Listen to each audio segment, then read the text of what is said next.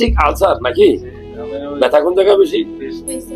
তার খাওয়াটা খালি এই জায়গায়। আপনি খাইলে ব্যথা করে নাকি খালি পেটে নাকি ভরা পেটে পেটে ব্যথা করে, আমার খাওয়ানোর পরে একটু খাওয়া বেশি হলে ব্যথা করে? এই গ্যাস্ট্রিক আলসারটা কত বছর থেকে হয়েছে? এটা দীর্ঘ 5-6 মাস থেকে। মানে প্রথমে কি কি লক্ষণ আসছিল?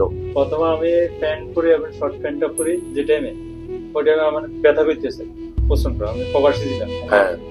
তো যে জায়গায় ডিউটি করবো যাতে একটু গরম স্যার। আপনার এই আপনার গ্যাস বুক জ্বালা করতো কিনা, এরকম শ্বাস শীষ উঠতো কিনা, টক ঢেকুর উঠতো কিনা, পায়খানা কষা হইতো কিনা মাঝে মধ্যে, বা কোনো খাবার খেলে বদল জমতো কিনা? আমার সবসময় বা দল পেটে ব্যথা করতো, শুধু পেট ব্যথা করতো। ওখানে ডিউটি ছিল বসার, কিন্তু গরমের মধ্যে ডিউটি ছিল।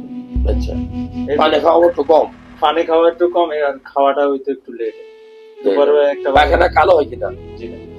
যদি কোনো কারণে গ্যাস্ট্রিক আলসার হয়ে ভিতরে ক্ষত হয়, তাহলে পায়খানা কালো হয়, বা ক্যান্সার বা খারাপ দিকে গেলে আলামাত করুন, তখন পায়খানা কালো হয়, কারণ পায়খানা থেকে রক্ত যায়। এই লক্ষণটা নাই তো? শুকরিয়া।